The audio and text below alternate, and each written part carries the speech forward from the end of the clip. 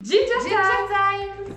Bonjour à tous les Gingers, c'est Marion et Laura et on se retrouve aujourd'hui pour une toute nouvelle vidéo qui sera la première d'une longue série. Donc cette vidéo elle sera dans la catégorie de nos lectures. En fait on va vous présenter de temps en temps des lectures coup de cœur qu'on a eues. Voilà, donc sans plus tarder on vous laisse après avec la vidéo. Alors c'est parti pour notre premier coup de cœur littéraire. Je vous présente le livre de Laura. Tada! Je pense que tout le monde le connaît déjà. J'espère, enfin après peut-être pas. Peut-être pas, mais je pense en tout cas.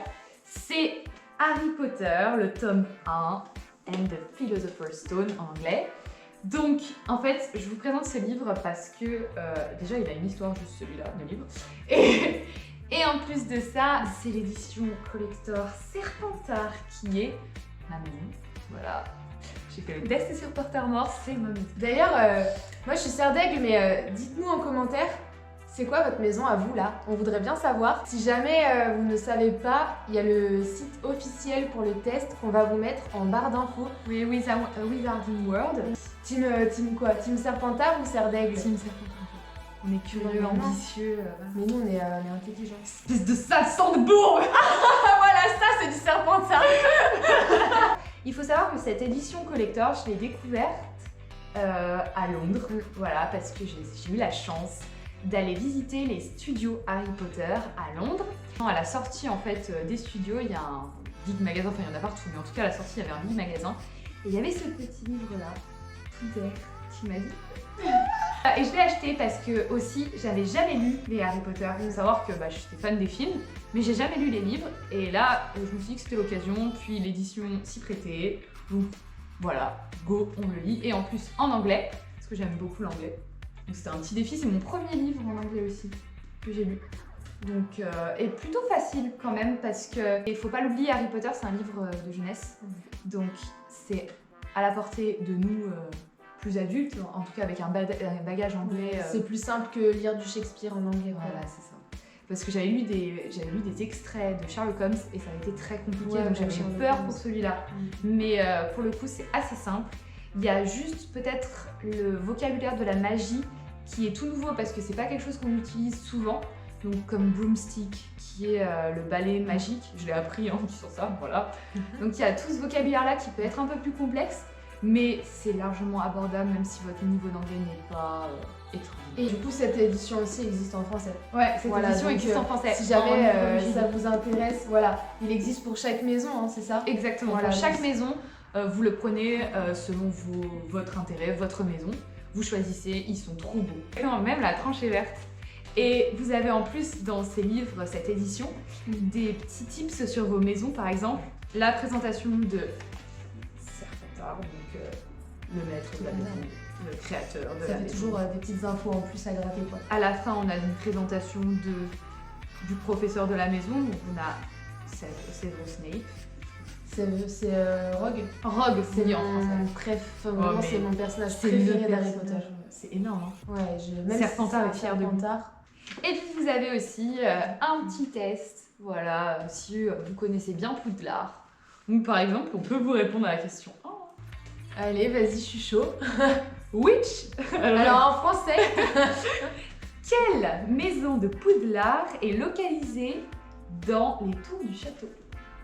Est-ce qu'il y a des petites réponses en dessous ou pas? Est-ce qu'il y a des... Ouais, il y a des propositions. J'ai une idée, mais donne les propos au cas où. Il y a donc Gryffondor et Hufflepuff qui est Poufsouffle en français. Gryffondor ou Serre d'Aigle. Serre d'Aigle ou Poufsouffle. Et enfin Serpentard ou Poufsouffle. Non, c'est la deuxième, là, c'est Serre d'Aigle et Gryffondor. Moi je suis d'accord avec toi. Ouais, parce que Gryffondor, c'est proche de Serre d'Aigle, il me semblait, dans les films. Et Serre d'Aigle, il me semble, c'est dans la tour là, le truc. Ouais, c'est ça. Il n'y a pas la bibliothèque dans la tour, il me semble que c'est ça, il y a forcément une bibliothèque. Oui, non, mais il me semble aussi. Mais en tout cas, je sais que Poufsouffle, ils sont près des cuisines. Des cuisines, voilà. Et que Serpentard, ils sont en bas au sous-sol, enfin. Comme des rats. Non. Elle va s'énerver. C'était la bonne réponse. En tout cas, si vous connaissez pas Harry Potter, en fait c'est l'histoire d'un jeune garçon qui s'appelle Harry Potter, qui est orphelin qui vit avec son oncle et sa tante et son effroyable cousin. Et un jour, il reçoit une lettre pour l'école des sorciers et il y va, voilà, qui est Poudlard. Donc je vous en dis pas plus parce que vous découvrir tout simplement. Donc voilà, en tout cas, je vous encourage à le lire et si vous le connaissez déjà, lisez-le en anglais. C'est encore plus simple. Donc voilà, puis le livre dit beaucoup plus de choses que le film. Ouais, quand même. C'est beaucoup plus intéressant, surtout si vous êtes fan. Voilà, c'était Harry Potter. Ok, bah du coup maintenant à mon tour, donc moi je vais sortir un peu du monde magique parce que là c'est plus Terre à terre. plus terre à terre. C'est les Agatha Raisin. C'est le premier livre de la série que j'ai lu. Donc je crois que c'est le tome 17, hein, donc il y a de la marge encore avant.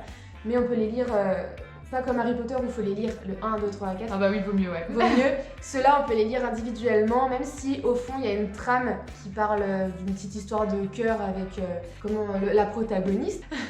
Où ça sort les termes. Bah attends, revue littéraire ou pas?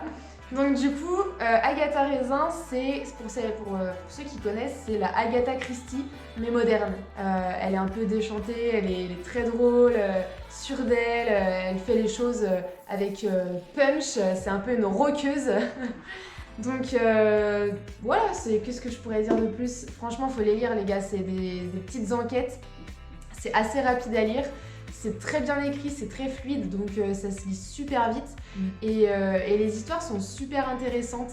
Là, par exemple, c'est Agatha Raisin, du coup, elle est dans un hôtel avec son ex, du coup. C'est pas un truc qu'on souhaite aux gens. Voilà. Bah, tu sais pas, peut-être que je vous laisserai découvrir. Il y a eu un meurtre sur la plage de l'hôtel et en fait, il faut le résoudre. Et elle est là, enquêtrice. Donc du coup, elle va faire en sorte de résoudre ce mystère. Sauf que comme elle est dans l'hôtel et que toutes les personnes de l'hôtel sont suspectées d'avoir commis ce meurtre, elle est suspectée elle aussi et elle va devoir résoudre l'énigme tout en étant une suspecte. Et voilà, il se passe plein de petits trucs assez sympas. Et l'avantage aussi de ces livres, c'est qu'on ne devine pas à la moitié du livre qui est le tueur ou le criminel. Parce que c'est vrai qu'il y a certains livres, romans policiers, où c'est ça qui est dérangeant, c'est qu'on sait déjà, genre à la page 10, ça y est, c'est lui qui va mourir, c'est lui qui a tué. C'est super embêtant. Alors que là, vraiment, c'est jusqu'à la dernière page, il y a du suspense et c'est super sympa à lire. Donc voilà, c'est plutôt pas mal. Et en plus, regardez-moi ces couvertures. Moi là, je vous en montre que un, les autres ils sont rangés, donc je vais pas les sortir. La flemme. Non mais vous pourrez aller les taper sur internet, ils y sont tous et franchement ils sont magnifiques, les couvertures sont très très jolies. Ce livre est trop bien, donc voilà, si jamais vous voulez un peu de lecture pour chiller clairement parce que c'est... Puis en ce moment c'est... Ouais, franchement en ce moment on a le temps. Ou sur la plage aussi, c'est pour cet été. Si on a le droit de sortir cet été les gars, foncez, prenez ce livre et dévorez-le à la plage, il est vraiment sympa. Voilà, c'était la petite rubrique de mon livre. Donc voilà, on vous a présenté Harry Potter and the Philosopher's Stone et Agatha Raisin, un tome. De Mac Beaton. Exactement. Donc on vous remercie bien fort de nous avoir regardés. Oui, merci. N'hésitez pas à laisser un petit pouce bleu et aussi à vous abonner. Ah oui, et aussi, on vous passe la dernière vidéo par là. Voilà. La première vidéo de notre chaîne, les gars. Exactement. Allez voir, vous allez en savoir un petit peu plus sur nous si jamais ça vous intéresse. Et puis écoutez, abonnez-vous. À plus tard pour de prochains livres. À très vite. Salut. Ginger time. Un livre chacune. Espèce de 500 de bourre.